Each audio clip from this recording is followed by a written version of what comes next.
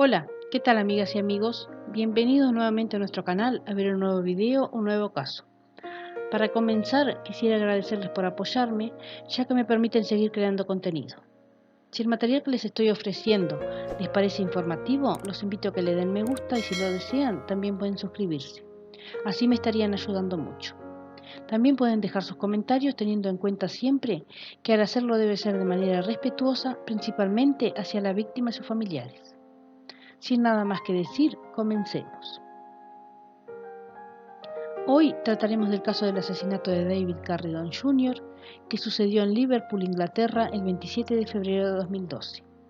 David nació el 3 de julio de 1979 en Liverpool, Inglaterra, siendo el hijo primogénito del matrimonio formado por David Carradine y Linda Shams, y llevando el nombre de su padre. Siempre fue, según su familia, un niño feliz y muy activo. Practicaba diferentes deportes, iba frecuentemente al gimnasio porque le gustaba mantenerse en forma y tener una vida saludable. Sus amigos decían de él que tenía un temperamento amable y divertido.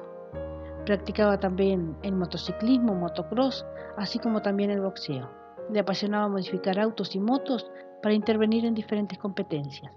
Las facetas de su carácter se oponían en cuanto a que tanto le gustaba salir a bailar y divertirse hasta el amanecer con sus amigos y familiares, pero también era muy hogareño. Su padre lo describió como un hermano mayor ejemplar y cariñoso, y para su madre, David era la luz de sus ojos. Al combinar estas dos pasiones personales, el gimnasio para mantenerse en forma y su encanto por la diversión, estas le dieron fama de enamoradizo, pero en realidad no era tan así, porque se enamoró siendo muy joven y esa relación la mantuvo por unos cuantos años. David conoció a Maureen Smith y se enamoró inmediatamente. Ella era 6 años mayor que él y también había nacido en Liverpool. Eran muchas cosas las que tenían en común, como por ejemplo ir al gimnasio, bailar y divertirse. Fue así que comenzaron una relación, formalizando cuando David se mudó a la casa de Maureen. Formaron una familia y convivieron durante 14 años. Maureen ya tenía un hijo producto de una relación anterior y al momento que David se mudó a la casa era apenas un bebé. David tenía para ese entonces 18 años. A pesar de tener tan corta edad, David asumió la responsabilidad de padre con ese niño y el niño lo reconocía a él como figura paterna. En realidad lo hizo por afecto, ya que inmediatamente desarrolló con el niño un vínculo muy fuerte. Años después tuvieron una niña. David tenía un negocio de mudanzas y limpieza de casas que le permitía ser independiente económicamente y así mantener a su familia. Su negocio iba muy bien hasta que surgieron rumores de que ese negocio era una fachada para la distribución de drogas en la ciudad. Maureen consumía psicotrópicos, formando un cóctel de esteroides que consumía para definir su musculatura en el gimnasio. Esto influía en su comportamiento, convirtiéndolo en una persona obsesiva con el tema de la fidelidad, sumando a eso que David era menor que ella y acudía regularmente al gimnasio. Se supuso que Maureen consumía algún otro tipo de drogas para mantenerse activa, porque no aceptaba los efectos que el tiempo estaba provocando en su cuerpo, ya que para ese momento ella ya estaba cerca de los 40 años y se comenzaba a notar la diferencia de edad que ella tenía con David. Además, comenzó a observar que muchas chicas se acercaban a él, lo que motivaba sus celos. Según ella, esas chicas eran jóvenes, bonitas y muy descaradas. En abril de 2011, Maureen echó a David de su casa luego de una gran pelea, porque según ella, él había comenzado una relación con una chica del gimnasio. Fue así como David regresó a la casa de su madre. En febrero de 2012, Maureen comenzó a enviarle señales a David, dándole a entender que quería reiniciar la relación. Por medio de una publicación en un clasificado del diario Liverpool Echo, lo invitó a una cita. David no dudó en acudir. Se notaba que extrañaba a los niños y a la vida familiar que había vivido durante años junto a Maureen. Pero a los pocos días de la reconciliación volvieron a pelear. Esta vez en plena calle, donde Maureen acusaba a David de serle infiel con una vecina de la casa de la madre de David, que aparentemente él estaba saliendo con ella desde hacía algunos meses. Ambos perdieron el control. Ella lo insultaba a viva voz en plena calle y él la tomaba por el cuello para hacerla callar. Luego de esto, Maureen chocó con su auto la camioneta en que en ese momento conducía David, que pertenecía a su trabajo, y también le rompió el parabrisas con una piedra. Se fue a su casa y más tarde le escribió a David para reclamarle porque según ella él la había maltratado. David se disculpó diciéndole que lo que quería era solamente tratar de calmarla porque ella estaba muy alterada. Pero antes de la pelea, Maureen había enviado algunos mensajes a David donde lo humillaba, amenazaba y ofendía. Después de eso, Maureen continuó enviando mensajes a David amenazándolo, donde también le decía que nunca lo perdonaría por las supuestas infidelidades. Para culminar con todas las amenazas, le advirtió a David que le diría a su hija que él había muerto. Otra de las amenazas fue que le dijo a David que pagaría para que le hicieran daño porque ella consideraba que eso sería para ella una buena inversión. Ella no se resignaba a aceptar que la relación había terminado y le enviaba mensajes cada vez más llenos de odio y resentimiento. El odio la consumía cada vez más porque se daba cuenta de que David ya no regresaría con ella. Entonces, junto a su hermana Kelly, de 34 años, realizaron un plan escalofriante. Contactaron a un hombre llamado Tyrone Griffith, de también 34 años, para planear un robo contra David.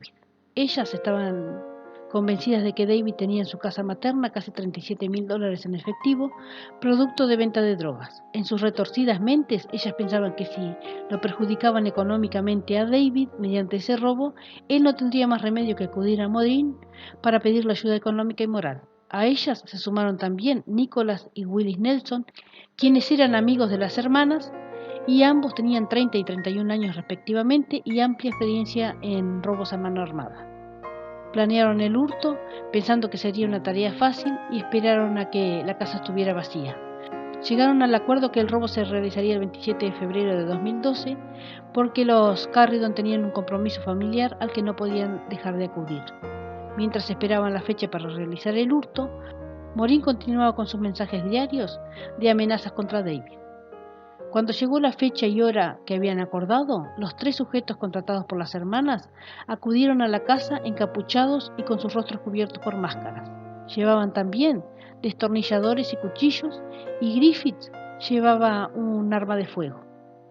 Toda la familia de David estaba fuera de la casa, menos él, que había regresado a la casa a cambiarse para salir nuevamente. Los asesinos llegaron a la casa, golpearon la puerta, irrumpieron y persiguieron a David por toda la casa. Él se había acercado a la puerta cuando escuchó los golpes. Lo atacaron a golpes, exigiéndole que les dijera dónde tenía el dinero. Él no le contestó porque no podía respirar, resultado de la golpiza. Fue arrastrado escaleras arriba para luego ser asesinado con 6 puñaladas y punzonazos que comprometieron gravemente sus pulmones.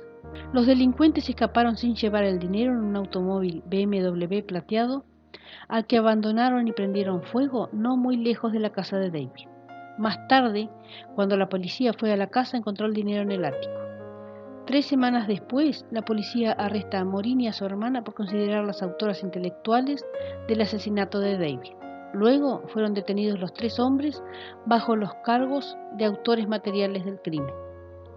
El juicio duró 3 semanas y se pudo comprobar que las hermanas Smith habían conspirado para asesinar a David desde hacía algún tiempo. Por unos registros de llamadas telefónicas se pudo comprobar que desde finales de enero de 2012 habían conversaciones entre Kelly y Griffiths, uno de los asesinos de David, justo antes de su reencuentro con Maureen. Desde ese momento estaban acordando los detalles del primer ataque a David, y quién era la autora intelectual era Maureen. Como este primer intento fracasó, ella intentó acercarse a él de otra manera y fue cuando tuvieron el encuentro después de que ella le enviara el mensaje por los clasificados del periódico antes mencionado. Pero como esto también fracasó, decidió robarle su dinero para que él se viera acorralado y regresara con ella. Según lo que ella declaró en el juicio cuando le preguntaron si ella había desistido cuando falló en las 2 ocasiones en sus anteriores ataques contra David, ella dijo que su plan era generar una situación donde David quedara totalmente desamparado económicamente para así ella poder lograr que él volviera a su casa, y que no había desistido porque lo único que ella quería era que David regresara con ella.